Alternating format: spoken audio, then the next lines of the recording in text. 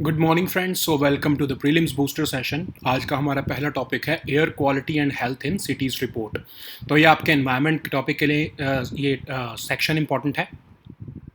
तो ये रिपोर्ट जो है ये भी रिलीज़ की गई है हेल्थ इफेक्ट्स इंस्टीट्यूट द्वारा। यूएस बेस्ड एक इंस्टीट्यूट है। उसमें ये कहा गया है कि जो दिल्ली और कोलकाता है इंडिया में, वो टॉप मोस्ट पॉल्यूटेड सिटीज़ में आते हैं इन केस ऑफ PM 2.5 का पॉल्यूशन। तो अब इसमें ग्लोबल हेल्थ इम्प्लीकेशंस भी बताए गए हैं। इस रिपोर्ट में 7000 सिटीज़ वर्ल्ड वाइड उनको कवर किया गया है और PM 2.5 और नाइट्रोजन ऑक्साइड की पॉल्यूशन जो है, इन दो पॉल्यूटेंट्स को जो है वो कवर किया गया है सिटीज़ के अंदर, वो कितना पॉल्यूशन कर रहे हैं। तो 2010 से 2019 का आंकड़ा इसमें यूज़ किया गया है। अगर हम PM 2.5 को देखें तो वो पॉल्यूटेंट्स हैं जो 2.5 माइक्रॉन्स और उससे कम साइज़ के होते हैं। डेंजरस टू ह्यूमन हेल्थ होते हैं क्योंकि ये बहुत से बॉडी के जो हमारे डिफेंस होता है सिस्टम, उसको एस्केप कर जाते हैं। और जो नाइट्रोजन डाइऑक्साइड है वो एक गैशियस एयर पॉल्यूटेंट है जो कि फॉसिल फ्यूल की बर्निंग से जो है निकलती है ना। ये तो हमें पता ही है, बेसिक फैक्ट्स। अब जो PM 2.5 का पॉल्यूशन है ये जनरली आपके लो और मिडिल इनकम कंट्रीज़ में देखने को मिल रहा है, जबकि जो नाइट्रोजन डाइऑक्साइड का जो पॉल्यूशन है वो आपके हाई इनकम कंट्रीज़ में भी देखने को मिल रहा है, और वहाँ पर ऑफ कोर्स ज़्यादा देखने को मिल रहा है हाई इनकम कंट्रीज़ में एज़ कम्पेयर टू लो और मिडिल इनकम कंट्रीज़। अब कहा गया है कि 2019 में 86% जो सिटीज़ हैं वो WHO के जो NO2 गाइडलाइंस हैं उनसे ज़्यादा वो पॉल्यूटेंट्स उनके सिटीज़ में हैं। 41 सिटीज़ आउट ऑफ 50 सिटीज़ जो हैं वो इंडिया में हैं, और वो PM 2.5 के पोल्यूशन के अगर हम सिटीज़ देखें 50 सिटीज़, टॉप 50 सिटीज़, उसमें जो 41 सिटीज़ हैं वो इंडिया में ही पड़ती हैं। और 20 की 20 सिटीज़ जो PM 2.5 में रिडक्शन देखने को मिली है, जहाँ पर वो 2010 से 2019 के बीच में वो चाइना में है। तो इसका मतलब हमें चाइना से सीखने की ज़रूरत है। अब इंडिया स्पेसिफिक फाइंडिंग्स भी देख लेते हैं। दिल्ली और कोलकाता फर्स्ट और सेकंड नंबर पर आते हैं, टॉप 10 मोस्ट पॉल्यूटेड सिटीज़ जहाँ पर PM 2.5 लेवल्स बहुत ज़्यादा है। और अगर हम इनका हेल्थ इम्पैक्ट की बात करें, डिसीज़ बर्डन की बात करें, तो ये 6वें और 8वें नंबर पर आ रही हैं। कोई भी सिटी जो है वो टॉप 20 पॉल्यूटेड सिटीज़ में नहीं आ रही जब हम नाइट्रोजन डाइऑक्साइड लेवल को कंपेयर कर रहे हैं, ठीक है। तो मतलब ये तो जनरली आपको पता ही, हमने देखा अभी कि हाई इनकम कंट्रीज़ में ज़्यादा ये नाइट्रोजन डाइऑक्साइड का पोल्यूशन है। अब इतनी प्रॉब्लम क्यों है, कॉन्ट्रडिक्शन क्यों है इंडिया में? तो पहली बात तो कि जो ग्राउंड मॉनिटरिंग है एयर क्वालिटी की, वो ही हमारी कंट्री में नहीं होती है। सिर्फ सतना और वाराणसी, ये दो ऐसी सिटीज़ हैं जो टॉप 20 सिटीज़ में जो देखा गया है, वहाँ पर ये हमारे पास मॉनिटरिंग स्टेशंस हैं, लेकिन बाकी जगहों पर हमारे पास मॉनिटरिंग स्टेशंस ही नहीं है, ठीक है। फिर अब जो है हाई एफिशिएंसी इंजन व्हीकल जो है हमारी कंट्री में अडॉप्ट नहीं किए गए हैं, उसकी वजह से कंप्लीट कंबस्शन फ्यूल की नहीं होती है, और हायर नाइट्रोजन ऑक्साइड हमारे कंट्री में देखने को मिलता है। इसलिए अब नाइट्रोजन ऑक्साइड जो है वो आपके अदर पॉल्यूटेंट्स भी बना रहा है, जैसे आपका ओजोन और पार्टिकुलेट मैटर। तो नाइट्रोजन ऑक्साइड जो है, उस नाइट्रोजन डाइऑक्साइड की तो खुद की जो है वो शॉर्ट लाइफ टाइम होती है, लेकिन PM 2.5 और अदर पॉल्यूटेंट्स वो बना देता है, तो उसकी वजह से हमारे पॉल्यूशन ज़्यादा हो जाता है। तो अब वे अहेड क्या है? ऑफ कोर्स जैसा हमने अभी देखा कि चाइना से सीखने की ज़रूरत है, क्योंकि उन्होंने PM 2.5 जो है वो अपनी सिटीज़ में कम किया है। फिर हमें time bound multi sector action लेने की ज़रूरत है ताकि हम क्लीन एयर बेंचमार्क्स को अचीव कर सकें। तो ये हमारा वे अहेड है। नेक्स्ट हमारा टॉपिक ये भी एनवायरनमेंट सेक्शन के लिए इंपॉर्टेंट है, वार्मिंग ऑफ आर्कटिक। तो फिनिश मेट्रोलॉजिकल इंस्टीट्यूट ने एक स्टडी पब्लिश किया है, communication earth and environment journal में जो पब्लिश की गई है, उसमें ये कहा गया है कि 2021 के आंकड़ों के हिसाब से आर्कटिक जो है वो रेस्ट ऑफ द प्लैनेट के हिसाब से 4 गुना तेज़ी से जो है वो वार्म हो रहा है। तो इसको हम कहते हैं आर्कटिक एम्प्लीफिकेशन, मतलब 4 गुना रेट से जो है, ग्लोबल रेट से 4 गुना जो है वो तेज़ी से आर्कटिक जो है वो गर्म हो रहा है। तो ये क्यों हो रहा है ये भी पहले देखते हैं। तो पहले तो हम देखते हैं कि आर्कटिक एम्प्लीफिकेशन है क्या। तो ये ramping up of warming in Arctic, इसको हम कहेंगे आर्कटिक एम्प्लीफिकेशन, मतलब आर्कटिक जो है वो तेज़ी से गर्म हो रहा है। कौन सा रीजन है आर्कटिक? 67 डिग्री नॉर्थ लैटिट्यूड से ऊपर का जो रीजन है उसको हम आर्कटिक कह रहे हैं। इसमें टेम्परेचर जो है वो 2 से 3 गुना तेज़ी से बढ़ रहे हैं as compared to rest of the world. High temperatures की वजह से स्नो कवर भी मेल्ट हो रहा है, ग्लेशियर्स भी मेल्ट हो रहे हैं। तो एक तरह से आर्कटिक एम्प्लीफिकेशन जो है वो हमारे लिए एक फीडबैक लूप मिल रही है, जिससे हमें ये पता लगता है कि पूरे वर्ल्ड में क्लाइमेट चेंज का क्या इम्पैक्ट होने वाला है। अब हम मैकेनिज्म देखते हैं कि कैसे ये आर्कटिक एम्प्लीफिकेशन हो रही है। तो एक्चुअली होता क्या है कि जो ग्रीन हाउस गैसेज हैं लाइक CO2 और मीथेन, ये सन को जो है अलाउ करती हैं कि वो ज़्यादा वार्मिंग कर सके हमारे एटमॉस्फेयर में। फिर जो अर्थ ने रेडिएट करनी होती है हीट बैक टू स्पेस, वो भी पूरी नहीं हो पाती है, क्योंकि कार्बन डाइऑक्साइड जैसी जो ग्रीन हाउस गैसेज हैं वो सिर्फ half of the heat energy जो है उसको स्काई की तरफ पास ऑन होने देती है। तो मतलब हाफ जो है वो अर्थ पे रह जाती है, उससे जो है ज़्यादा हीट ट्रैप हो रही है हमारे जो है आपके एटमॉस्फेयर में। उसकी वजह से क्या हो रहा है कि पोलर एयर वार्म हो रही है। जब वार्म हो रही है पोलर एयर, उससे हमारी अमाउंट ऑफ सी आइस कम हो रही है। अमाउंट ऑफ सी आइस कम होने की वजह से हमारे सबसे ज़्यादा जो है वो आर्कटिक में वार्मिंग देखने को मिल रही है। सब कुछ जो है उससे वहाँ पर वार्मिंग हो रही है, क्योंकि ऑफ कोर्स आपका आर्कटिक में जो है सी आइस ही तो है। अगर वो भी जो है मेल्ट होनी शुरू हो जाएगी तो आर्कटिक का पूरा जो है इकोसिस्टम वार्म होना शुरू हो जाता है। दूसरा है परमाफ्रॉस्ट।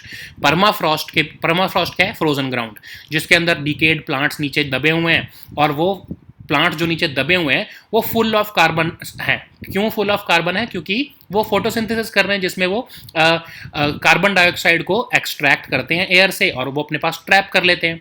लेकिन ये देखा गया है कि हम अभी तक ये सोचते रहे कि जो आयरन की लेयर है परमाफ्रॉस्ट में, वो कार्बन को ट्रैप करके रखेगी और उसको जो है एटमॉस्फेयर में रिलीज नहीं होने देगी। लेकिन हो क्या रहा है कि आयरन जो है वो परमानेंटली ट्रैप नहीं कर पा रहा है कार्बन डाइऑक्साइड को। क्यों नहीं कर पा रहा है?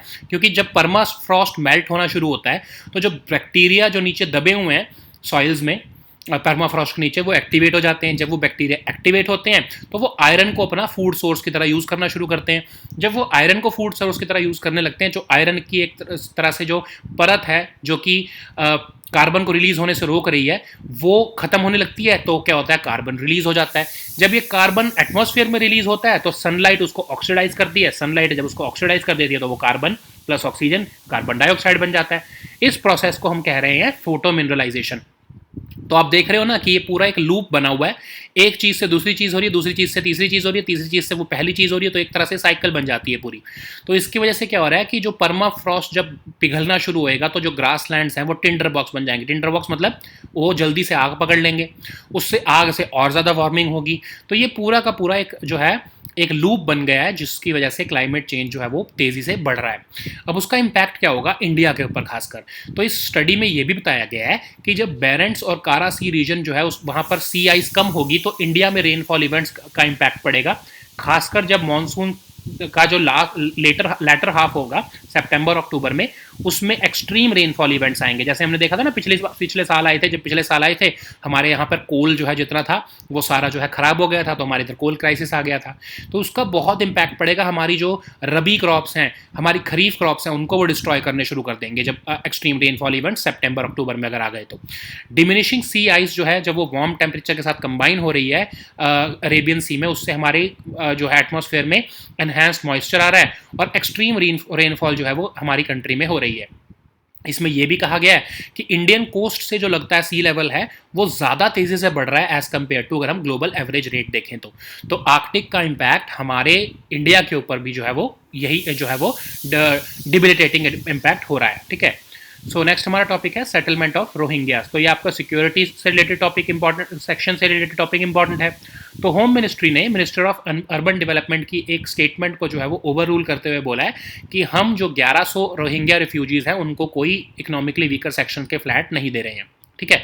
तो होम मिनिस्ट्री ने बोला है कि रोहिंग्यास जहाँ पर रह रहे हैं वो उनका डिटेंशन सेंटर है और सुप्रीम कोर्ट मॉनिटर्ड हम डिपोर्टेशन करेंगे उन रोहिंग्यास की उनकी ओरिजिन कंट्री में। ठीक है। सो रोहिंग्यास हैं कौन? तो ये प्रिडोमिनेंटली मुस्लिम एथनिक माइनॉरिटी ग्रुप के जो हैं लोग हैं जो बंगाली डायलेक्ट बोलते हैं। म्यांमार के रखाइन स्टेट में रहते थे ये 8 लाख रोहिंग्या, लेकिन वहाँ पर क्या है इनको सिटीजनशिप नहीं मिली, इनको जो है कंट्री की ऑफिशियल एथनिक ग्रुप में भी नहीं गिना गया और इनका वहाँ पर जो है इनको वहाँ से भगाया गया, तो ये अलग अलग कंट्रीज़ में चले गए हैं। अराउंड 40,000 रोहिंग्या माइग्रेंट्स इंडिया में रहते हैं और यूनियन होम मिनिस्ट्री के हिसाब से ये इलीगल रोहिंग्या इमिग्रेंट्स 12 स्टेट्स और यूनियन टेरिटरीज़ में इंडिया में रह रहे हैं। इंडिया में क्या स्टेटस है इनका? तो रोहिंग्या को हम जो है इलीगल फॉरेनर्स मानते हैं क्योंकि इंडिया कोई सिग्नेटरी नहीं है 1951 के यूएन कन्वेंशन ऑन रिफ्यूजीज़ का और ना ही उसके 1967 के प्रोटोकॉल का।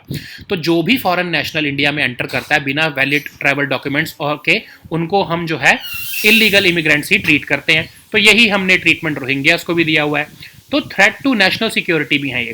कैसे थ्रेट टू नेशनल सिक्योरिटी है? तो यूएन होम मिनिस्ट्री ने बोला है कि जो इलीगल रोहिंग्यास हैं ये हमारे कंट्री को नेशनल सिक्योरिटी को थ्रेट दे रहे हैं, क्योंकि ये बहुत से रोहिंग्यास जो है हमने देखा है कि ये इलीगल एक्टिविटीज़ में इन्वॉल्व हमने इनको पाया है।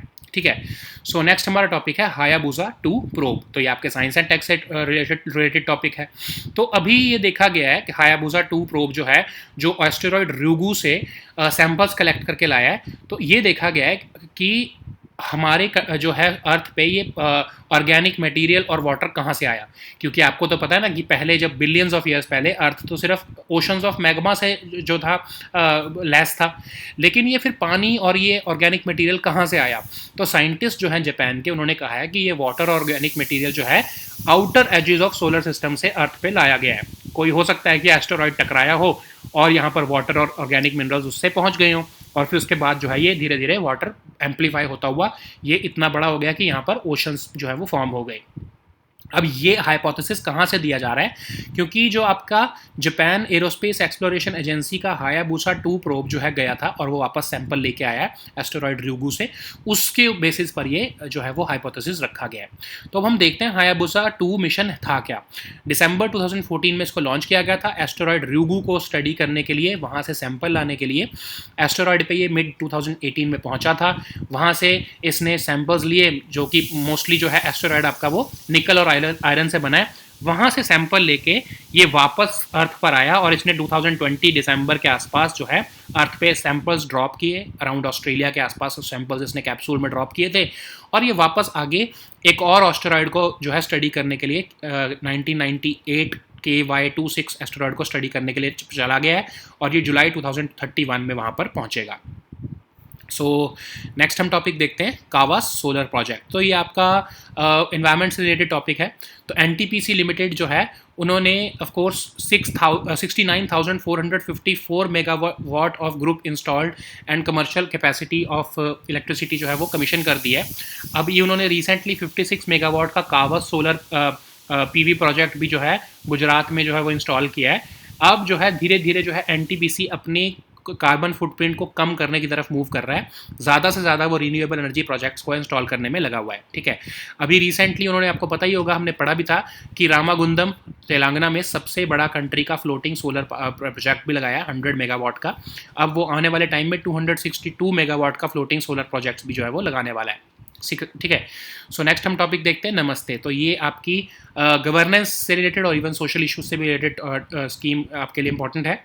तो नमस्ते एक सेंट्रल सेक्टर स्कीम है department of drinking water and sanitation और ministry of department of drinking water and sanitation और ministry of social justice and empowerment द्वारा जो है ये स्कीम जो है वो दोनों द्वारा चलाई जा रही है।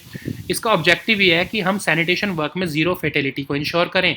कोई भी सैनिटेशन वर्क जो है वो डायरेक्टली ह्यूमन फीकल मैटर से डायरेक्टली कांटेक्ट में ना आए, और जो है सैनिटेशन वर्कर्स को एक्सेस टू अल्टरनेटिव लाइवलीहुड्स भी मिले। अब इसके लिए जो है अलग अलग मशीनरीज प्रोक्योर करना, कोर इक्विपमेंट परचेज करना, इसके लिए भी जो है मिनिस्ट्री ने जो है वो government e market place portal पर जो है वो टेंडर्स डाल दिए हैं ताकि स्टेट्स और अर्बन लोकल बॉडीज़ जो हैं वो इनको खरीद सकें।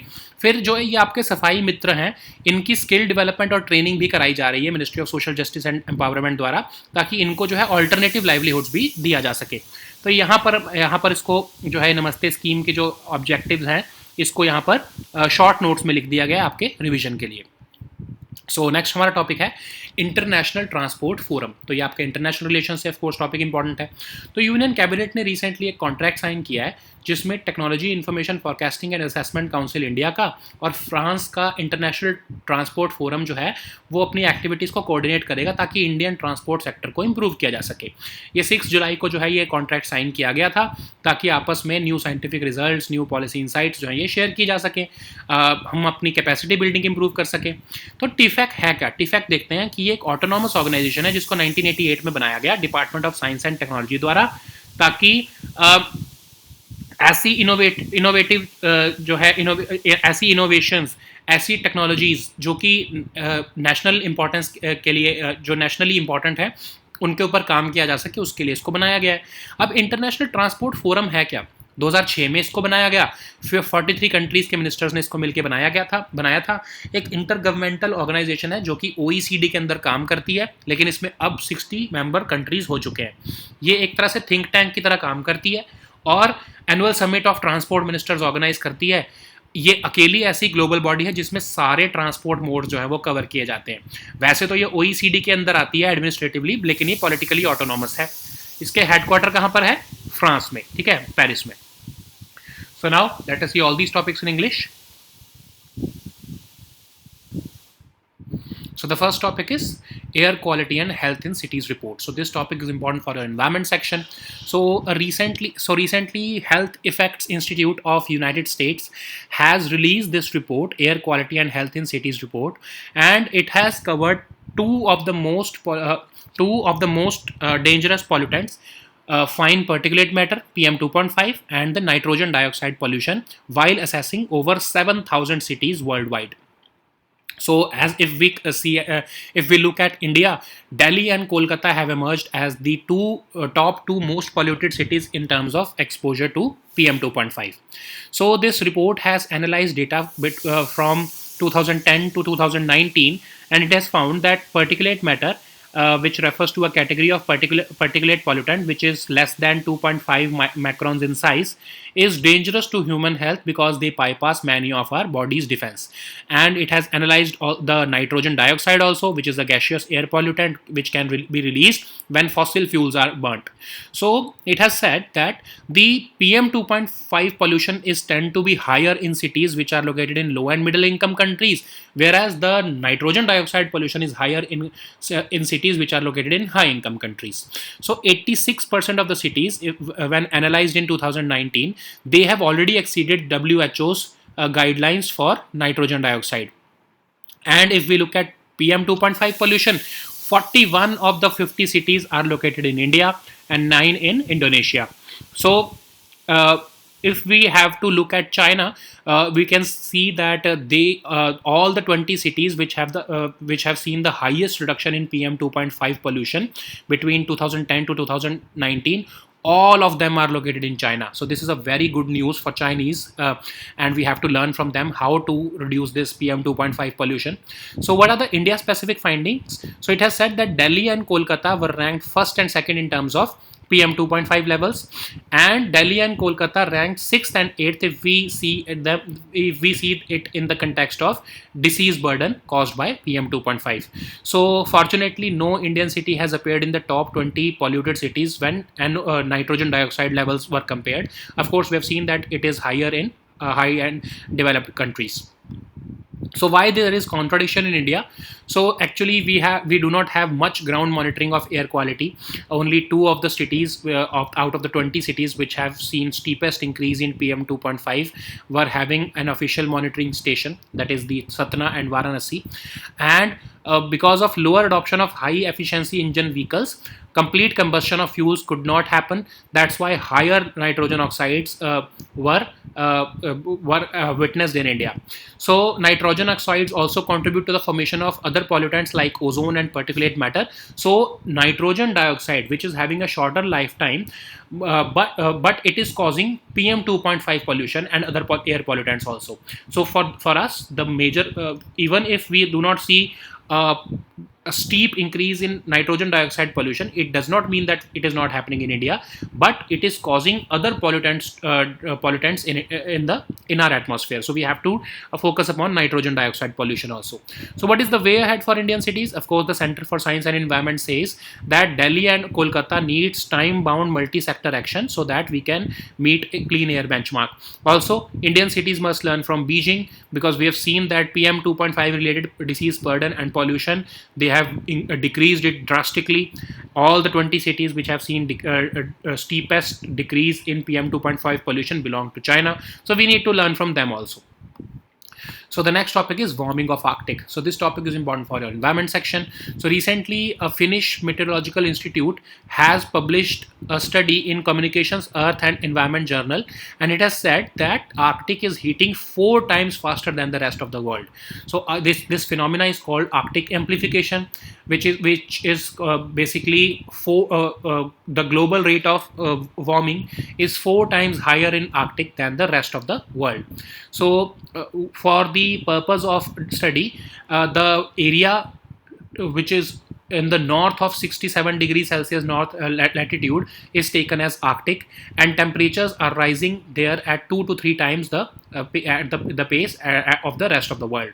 High temperatures are melting snow covers and glaciers, and this is causing Arctic amplification. So it is basically a feedback loop which we are getting from Arctic, that we should tackle this climate change seriously, and the most impact that we are witnessing is in Arctic. So how Arctic amplification is happening? So what happens is that greenhouse gases, they allow sun's warming rays to pass through the atmosphere, whereas the natural phenomena in which the Earth radiates some amount of heat back to the space, these greenhouse gases do not allow the Earth to pass this heat back to space, because the CO2 allows only about half of the heat energy to radiate skywards. So basically, heat is trapping by these greenhouse gases, and it is warming the polar air. So because of this warm polar air, the amount of sea ice is decreasing. This melting of sea ice, it has been found as the single most important factor for the accelerated pace of Arctic warming. Also, permafrost thawing is also contributing to Arctic amplification. How? Permafrost, you know that it is a frozen ground under which decayed plants are living, and it is generally assumed that it is full of carbon, because photosynthesis process is happening under this permafrost, living plants continuously extracting CO2 from the air. But it was believed that this carbon in permafrost is tightly binded by iron, and this iron is not allowing the carbon to escape into the atmosphere. But this study that has been published has found that iron is not permanently trapping the CO2. Why?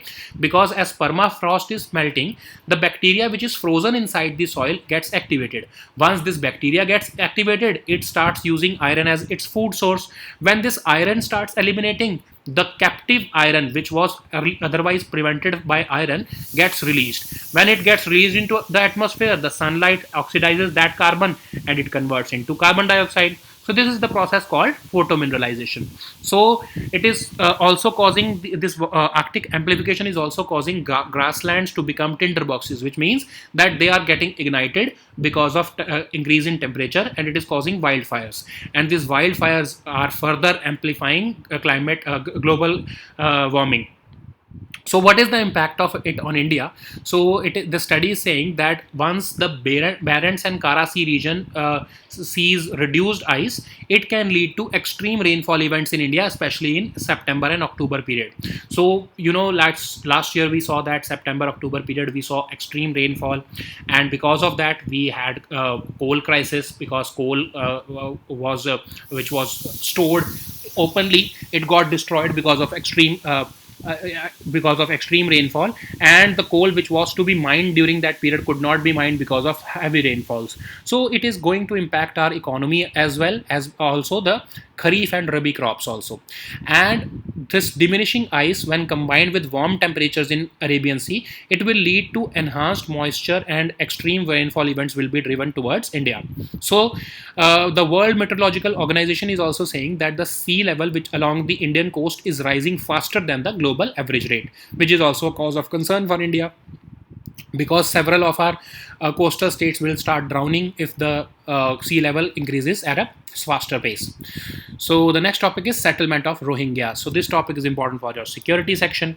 So Home Ministry has recently overruled a statement made by the Minister of Urban Development, whereby he said that Rohingya refugees will be given flats meant for the economically weaker section. But Home Ministry has issued orders that the town where these Rohingyas are living will be designated as the detention centers, and they will be repatriated back to to their country of origin. So who are these Rohingyas? So these are basically the predominantly Muslim ethnic minority group. They have a Bengali dialect.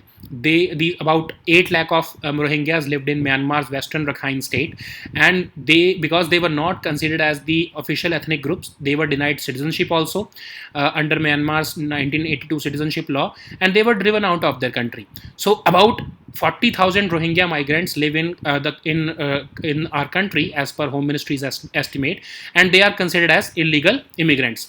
They are staying in almost 12 states and union territories of India. What is the position of them in India? So they are treated as illegal foreigners because India is neither a signatory to 1951 UN Convention on Refugees nor to the 1967 protocol of it. And any foreign national, as per these following acts, Foreigners Act, Registration of Foreigners Act, Passport Act, Citizenship Act, if they enter into India without a valid travel document, they are to be treated as illegal migrants. Also, they are a threat to the national security because Union Home Ministry has said that these illegal Rohingya immigrants, they have been found to be indulged in illegal activities in India also. Okay, so the next topic is Hayabusa 2 probe. So this topic is important for your science and tech section. So you know that Earth billions of years ago was just having oceans of magma, but then how did water and organic material enter into the Earth's atmosphere? So for that, the Hayabusa 2 probe has certain answers, because the Japanese scientists have claimed that once they analyze the samples which have been taken by Hayabusa 2 probe from the asteroid Ryugu, they have reached the conclusion that water and organic materials could have been brought to our planet from the outer edges of our solar system. So how could they make this judgment or this hypothesis? Because Hayabusa 2 mission samples have made this hypothesis possible. So what was this Hayabusa 2 mission? Of course, it was launched in December 2014, and the aim was to study asteroid Ryugu. It arrived at the asteroid in mid 2018, and it sent back the samples to the Earth. And it sent back those samples through a capsule on Earth in December 2020, and it flew away back to the space because it has to start another journey towards another asteroid called 1998 KY26, where it will reach by 2031. Okay, so these samples have been have reached Earth, and after analyzing these samples, the Japanese scientists are making this hypothesis. So the next topic is Kavas Solar Project. So this topic is important for our environment and economy section.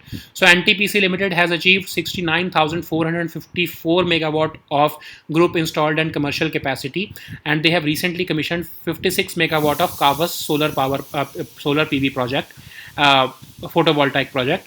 And NTPC is focusing upon lowering its carbon footprint by installation of renewable energy projects. So they are planning to install 262 megawatts of floating solar projects over 1,300 acres of reservoir area, and they have recently also installed 100 megawatts of floating solar project, which is the country's largest, at Ramagundam in Telangana, which we have already discussed about also. So the next topic is Namaste scheme. So this topic is important for your governance as well as for your social issues. So Namaste is a central sector scheme. It is a joint venture of Department of Drinking Water and Sanitation and Ministry of Social Justice and Empowerment. So the aim is to ensure zero fatalities in sanitation work. No sanitation works come into direct contact with human fecal matter, and these sanitation workers will have access to alternative livelihoods. For this purpose, the ministry has also shortlisted types of machineries and core equipments which will be required for maintenance work, and they will be made available on the government e-marketplace portal also, so that states and urban local bodies can procure them. So the skill development and training of Safai Mitras is also being taken care of by the Ministry of Social Justice and Empowerment through the National Safai Karamchari Finance Development Corporation, and so that they can have access to alternative livelihoods. So the scheme has been, the crux of the scheme has been made here for you to remember easily.